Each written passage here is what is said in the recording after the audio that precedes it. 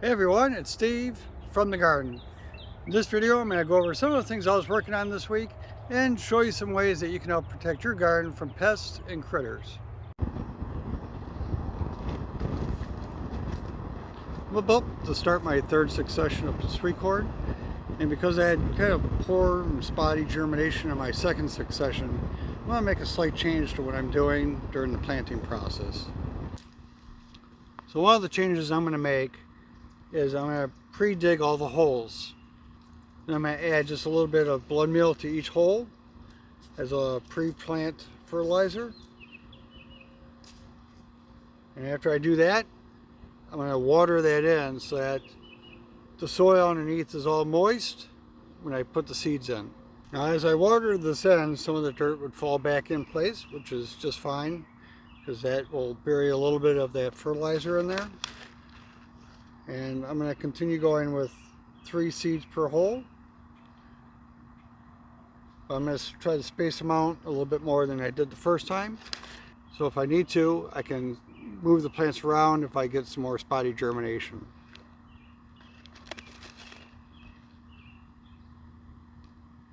The last thing I'll do is I'm going to use some of my compost to cover up the seeds a little bit, because I know that compost is nice and loose and it has nutrients in it also. And once I got that in the hole, then I'll just kind of cover that up and put some of that mulch on top. And last, I'll water all that in.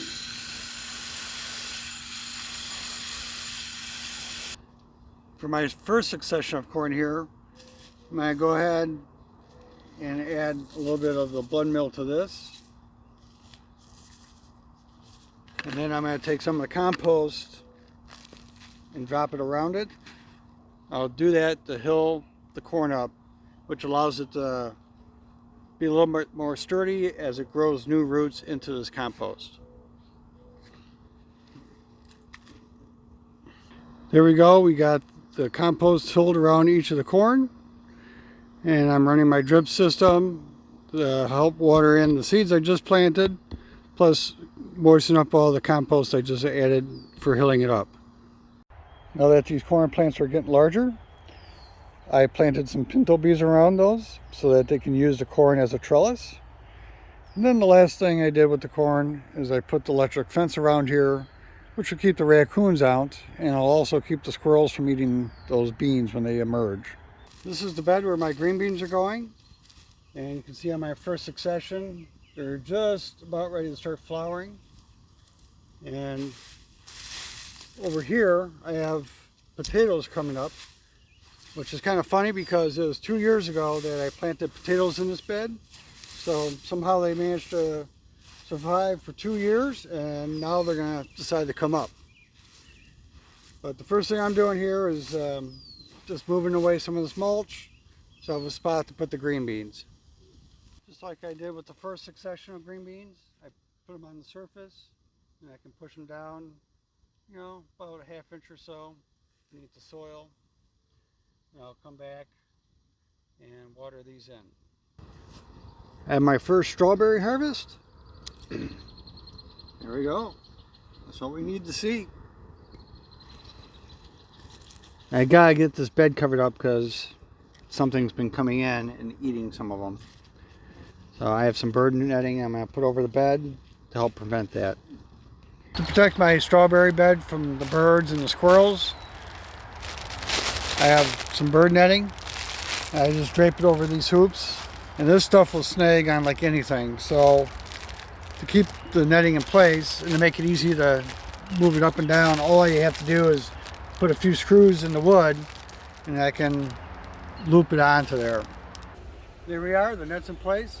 I did have one of my kids help give me a hand getting it on because this bed's just too big to do it by myself. But with this in place, I'll keep those birds and squirrels from getting to the harvest. It's been several days since I picked that first strawberry. I'm going to bring you in closer to show you what I'm looking for in the strawberries when I go to pick them. So like here's one strawberry where it looks like it's good, but when you turn it up, you can see that it's light in color. So that one needs at least another day. And the same goes for like this one here. This one clearly needs at least one more full day to ripen. And that one clearly is unripe right there. Now here's another couple where this one, if this was a grocery store, that would probably be one that gets picked. But I can guarantee that's going to be a little bit sour. So it needs another day, maybe 2 days to fully ripen. This one here is a little bit darker, so this one might be able to get picked today. And hopefully I can get the camera on this. This one also looks good here where it's nice and dark.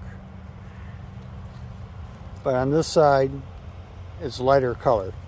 Now something bit into this one, so this one's not going to be good anyways. But it's this much darker color that I'm looking for. Protecting my broccoli is one of my goals from last year, and I'm carrying it over to this year. So this insect netting that I hang on these hoops is working out quite well. And as we get down here, you can see that I got broccoli heads forming.